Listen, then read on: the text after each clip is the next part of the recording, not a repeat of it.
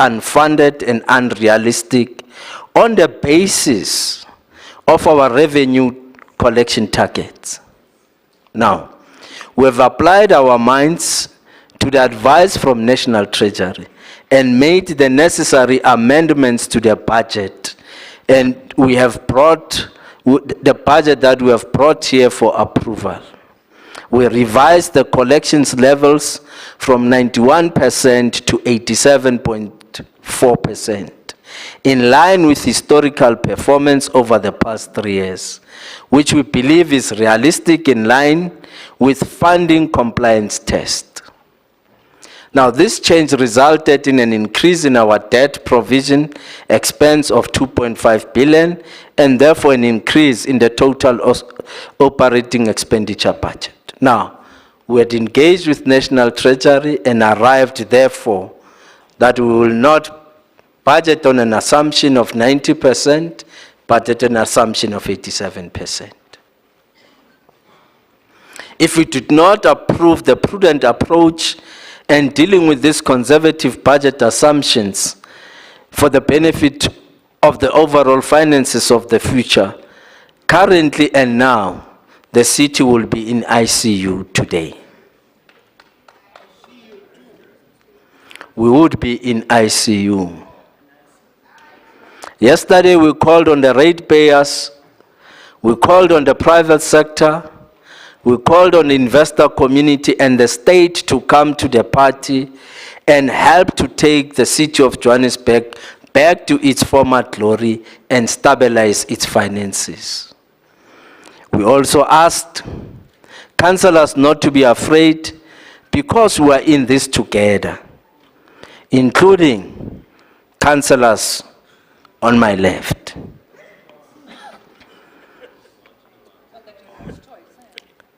All parties should be part of this solution and leave politics to the general elections of 2024.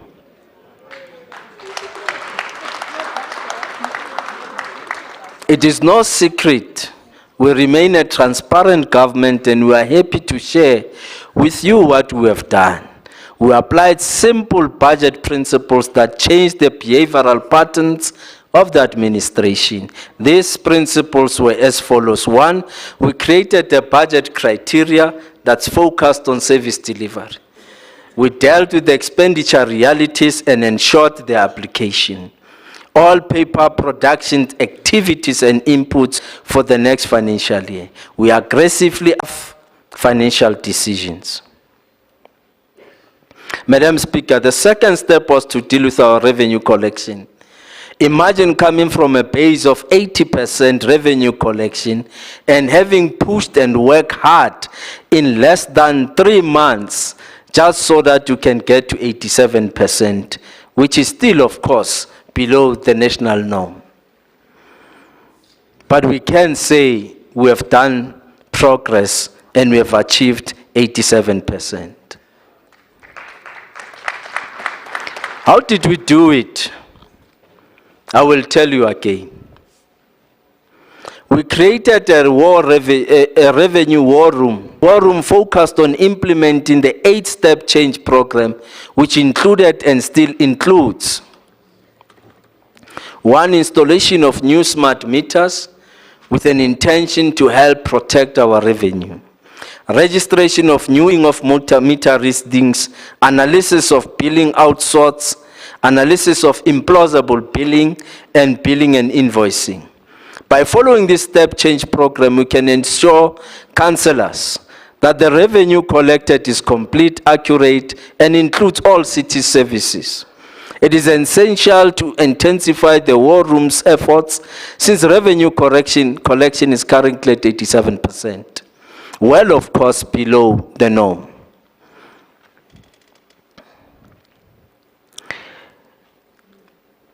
The scope to collect more as the city, as we know that the scope to collect more as the city is on the basis of the 46 billion that we are being owed by customers in the city. Now, such as our high debtors book is unsustainable for any city or any company. So we need to take immediate action to improve revenue management and collection.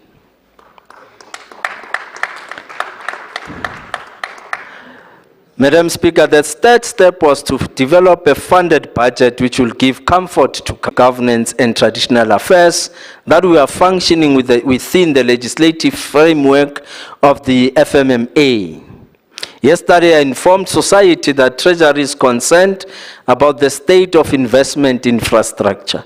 First increase on the property rates was 5.3%. The community, we listened, and now that the property rates increase is reduced to 2% and awaited as one of the lowest increase in the country. You remind me when I was in primary school, always on that list. The people of Johannesburg are trusting us with their 80.9 billion. This is money they work. At this stage, Madam Speaker, allow me things different with my last remaining minutes.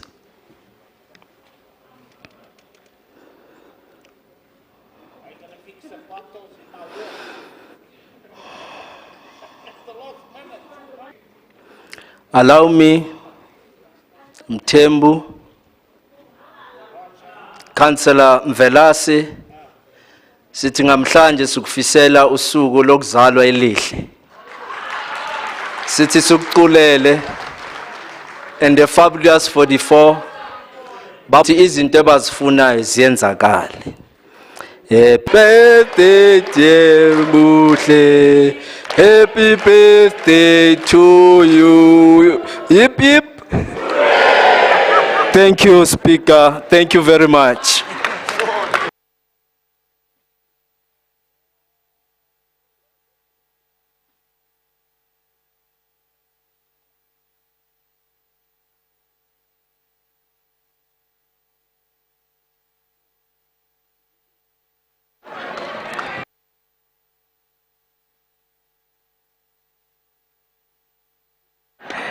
Thank you, MMC, and indeed a happy birthday to Councillor Mthembu.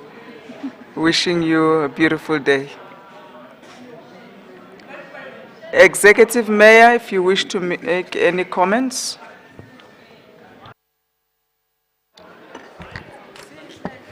Thank you very much, Speaker. Unfortunately, today I don't have a burning desire. So I'll just... Noisemaker.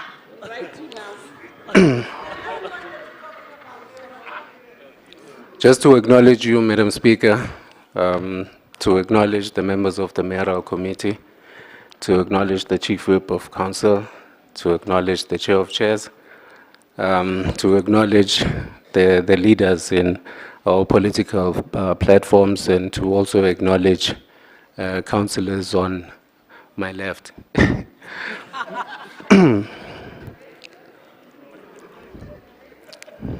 I would also like to acknowledge and appreciate the residents in the city of Johannesburg on the left. Madam Speaker, I would like to say that I am proud to be part of the government of local unity.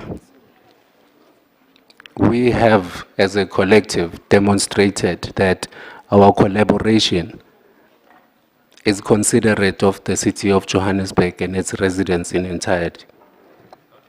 And the delegated responsibility to the MMC of Finance that our councillor on the left wanted me to revoke this morning, my apologies, he's here.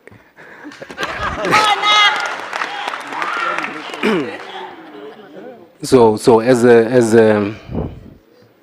a coalition and with our dedication to the residents in the city of Johannesburg, I would like to thank the MMC Finance and his finance team across all departments and municipal entities that have contributed strategically to arriving at a budget that is as balanced as this one, although we are in difficult times, but I'm confident that the professional nature of those that are employed in leadership position and management position across our municipal entities would be able to implement this budget in a manner that would yield tangible change and progress within our beautiful city. I do not want to say much, Madam Speaker, but just to, on behalf of the city of Johannesburg, as well as the coalition partners and all of the councillors represented in this house, thank the MMC of Finance for a well-presented and a well-rounded finance speech and a finance budget. Thank you.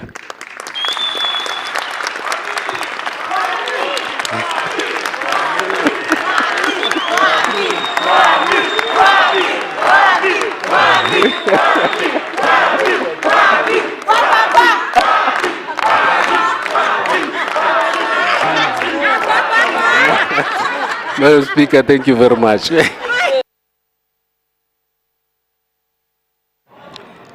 Thank you. Councillors that are working in the chambers, please settle down. Thank you, Executive Mayor. We can now move to the next item.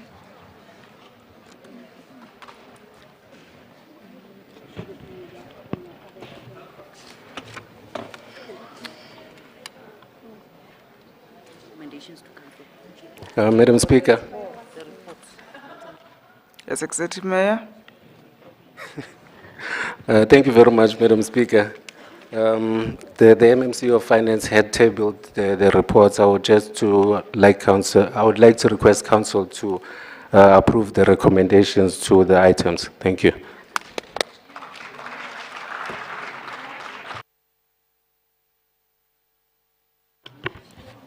All right, we are now on reports for recommendations to Council. And starting off with item 1, which is a 2023-24 Integrated Development Plan, abbreviated IDP, and 2023-24 Departmental and Municipal Entities Business Plan. Oh, yeah.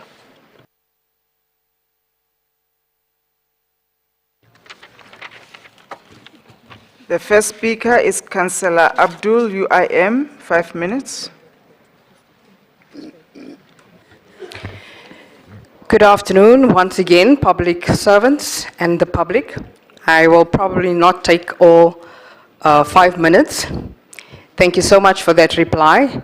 It is very interesting that it sometimes suits entities to recognize that this group of people are also African.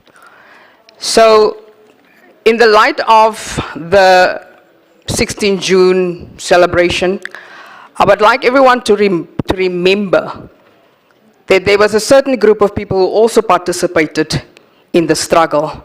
Amase.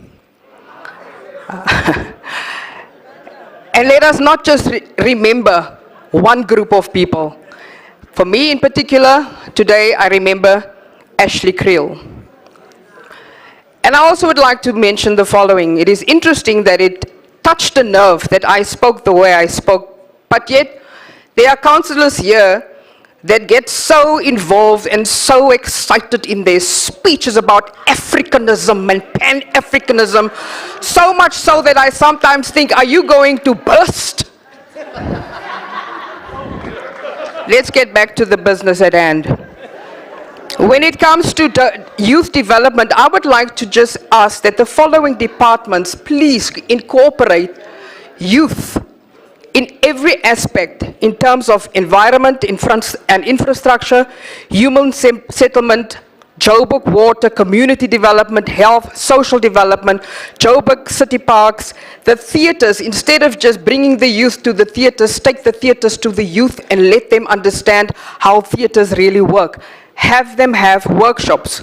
Public safety, economic development, transport, Joburg Road Agency, development planning, Joburg Tourism, Metropolitan Trade Company, Johannesburg Property, the group information, community technology, all of that must include all of our youth. And this word, B, B, B, B, B, B, B, B, B, E, E, E, E, it's so annoying because it is exclusive. I would like to encourage you to please use the word civil economic empowerment, and that way we know it is inclusive of everyone. Thank you.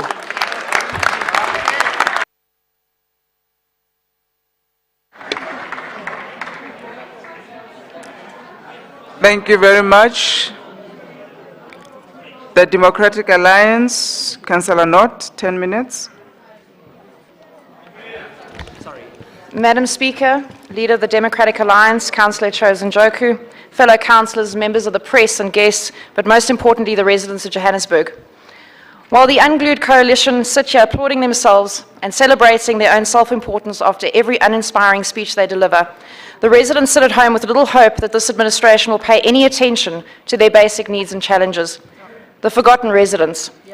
This year's IDP was a farce of epic proportions, marred by the notable absence of the Mayor and his mayoral committee, meetings that started hours later than scheduled, meetings postponed after they had already commenced, and the exclusion of ward councillors as well as the residents they were elected to represent, and postponements based on leadership issues which have resulted in non-compliance with the MFMA and tabling this IDP and the corresponding budget.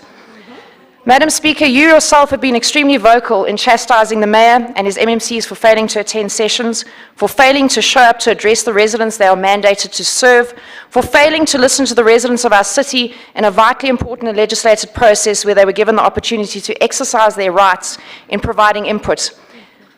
Now I ask you how this failure translates into a people-centric IDP and budget when the people did not feature in the decision-making. How can MMC Marrero state that people are trusting them with a budget that is informed by their needs, or ask residents to partner with them to achieve their, not the residents, their objectives, or emphasize participatory governance under these circumstances? Region A, Midrand Fire Station, large turnout. Only 3 residents per ward were afforded 2 minutes to make submissions.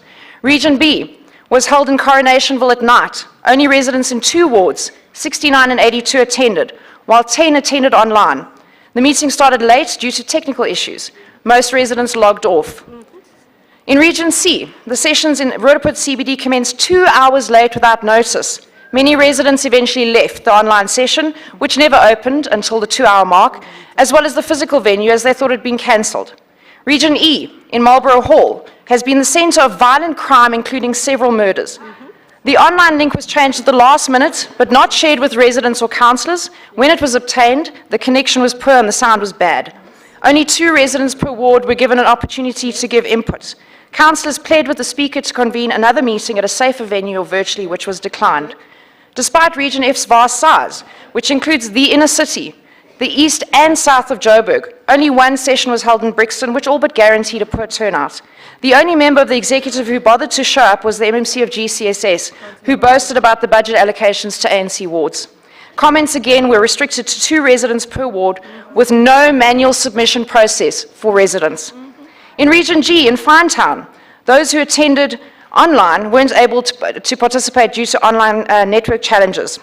Attendance was poor as it was insufficiently advertised, and the issues raised were politically biased to the ANC's agenda. The stakeholders' IDP session, which included residents' associations, was cancelled 20 minutes after it had started as the Speaker was unavailable. The councillors who tried to join the youth IDP found themselves rather in an internal HR session on the representation or sensitivity for PWDs. Ward governance held CBP sessions with various wards where the top 3 issues had to be identified, which where they happened, as many did not, including my own ward because there was inefficient planning, they don't appear anywhere in the documents being tabled here today.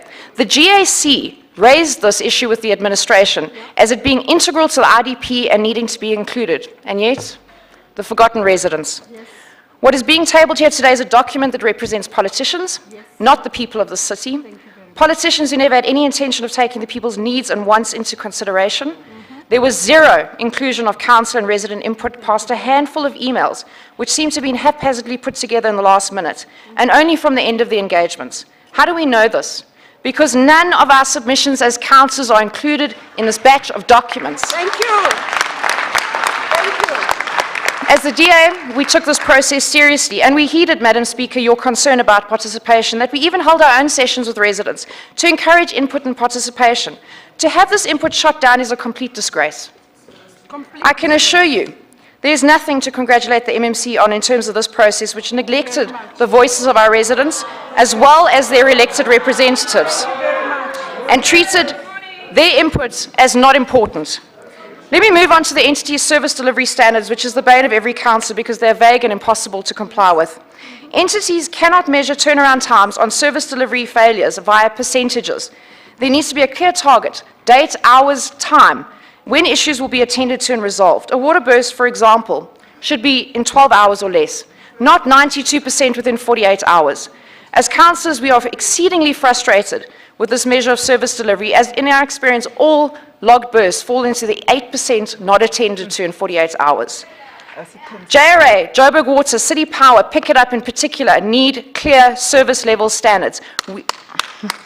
We cannot do proper oversight, and there is no clear guideline on when issues will be resolved. The business plans are characterized by reduced targets and a lack of interest in improving service delivery. Discussions have revealed that where entities have failed to meet targets, they've actually downgraded instead of addressing the challenges, to make it easier to not deliver actual quality services while giving the appearance of achievement. Another box-ticking exercise. In some entities, and read these reports, in some entities, they've even gone as far as reducing the customer satisfaction target. In all honesty, the response to dissatisfied residents is to do better, not to make it easier to comply with mediocrity. With the limited time available and the volume of documents, I've just extracted a few issues. Joburg Water has gone from a 98.3% baseline to providing informal settlements with access to water to 39%. Access to sanitation for informal settlements from 44% to 18%.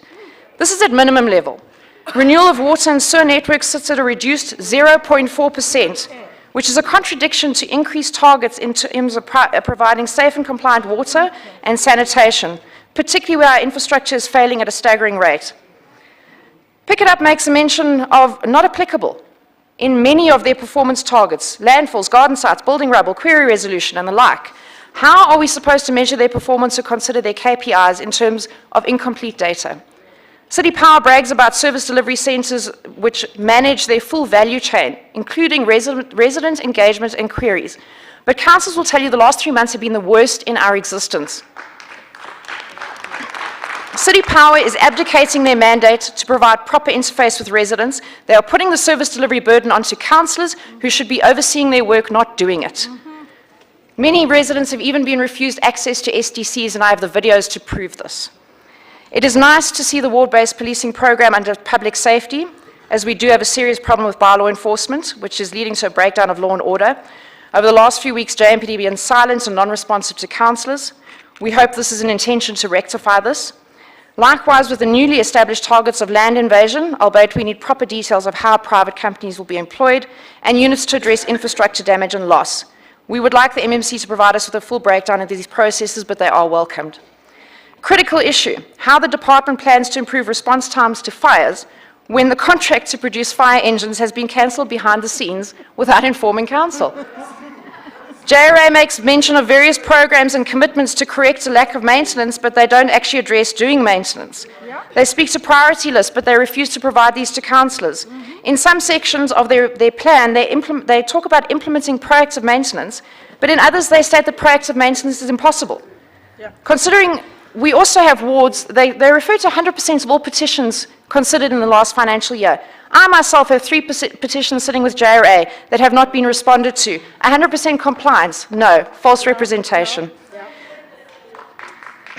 JRA are failing the residents of Johannesburg, and I'm telling you now that the councils will not sit back and accept that work is being done on a political basis and not equally to all residents. In a nutshell, it's not a surprise that entities are not compliant with processes and financial obligations, or why they find themselves in liquidation status.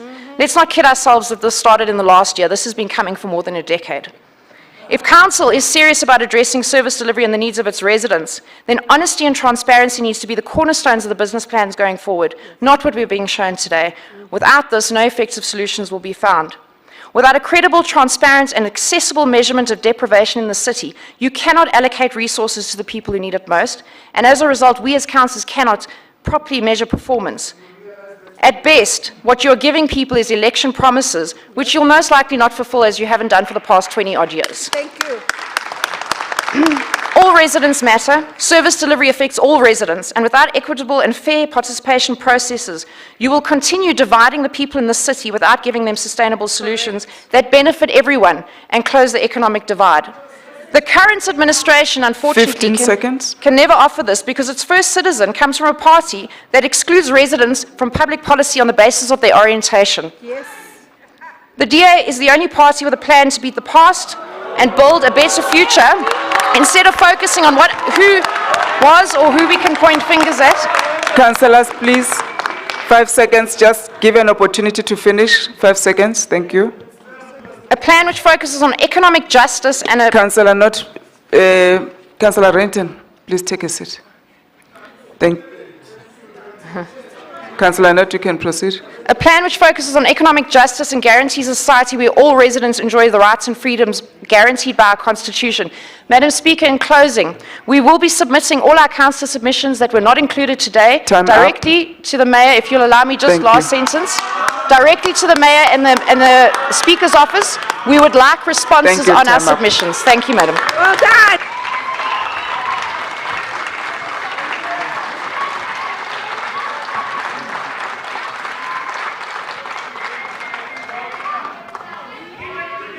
Thank you, Councillor Nutt. Action essay, Councillor Mukoka. Action essay, thank you. You have 7 minutes.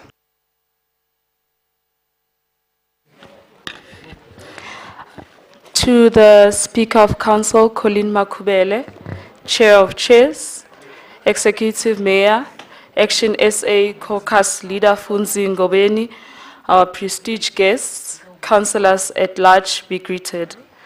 I'd like to firstly acclaim MMC Dada Morero for being able to put together such a face-lifted budget for the city after it was left in a sinking boat prior to 2021 LGE elections. However, my concern and those of the citizens remains unaddressed.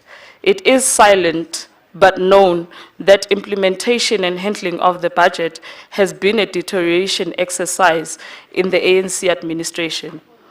Year in and year out, IDPs were determined. However, even in that, our wards and city itself has not improved.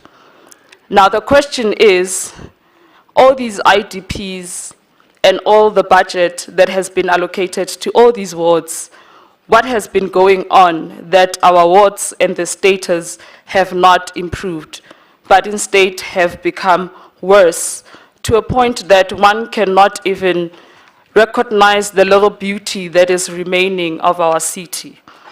There are precincts like Maboneng, which is surrounded by dirt, that when you even walk into that precinct, it's like it's two different worlds, just 2 steps away from it. The question remains, what has been going on? What has been happening? I am pleading with the administration at the present time to ensure that people that are in key positions, to make sure that these IDPs are implemented, are people that are capable, are not chancers, but they can be able to implement and to ensure that every project reach its full cycle. Your priority 1 states good governance and has these words, open quote, implement measures to improve transparency and accountability, close quote. Transparency and accountability cannot be achieved if there's destabilization and distractions. There are many projects in our wards that have been left, most of them, specifically in Region G, are some out left with between 30 to 40% to completion. However, they are paused. Now, there is no city that would be looking good with, or a ward that would be looking decent with a lot of paused project, because a project has never been really appealing to the eye. It is really hard to even maintain or keep those clean. But every corner of our wards, there's projects that are standing still. There are projects that are unattended. There are manholes that you find our kids keep on falling into. And it is said that it is mostly affecting the poor, yet this is meant to be pro-poor. The world-class city or smart city, as it may stand today, that we would like to achieve, cannot be achieved if people do not know what they are doing, if people do not know what they are tracking. Because at the end of the day, we as councillors can only do up to so far. But those that are handling these monies, are they capable or are thieves? Those are things that we need to be checking. Those are things that I'm pleading with the administration of today to ensure that this well put together budget, as well as the IDPs, reach their full life of cycle, and there isn't any thieves or any purges or anything that cannot be accounted for. Accountability, let it be a nature and let it be a culture in this current administration. We know that it has not been a culture. Let's start today. It is never too late to do anything good. It is never too late to change the boat and steer it to a different direction that it has been painted to. We see that there is 118% that is allocated to the PFA, which for me, I really feel that this should not have been this amount, but there is probably a reasonable reason that has left a discomfort in my position where I'm sitting, to say that is really this budget something that is going to be implemented, or is it something that is just shown to us so that the current administration can implement their own desires, but not desires of the people? Let's shift the boat. We are behind you. We are watching every step of the way to ensure that every single cent that is stated in this budget, in this ITP, it's implemented. By so saying, the Action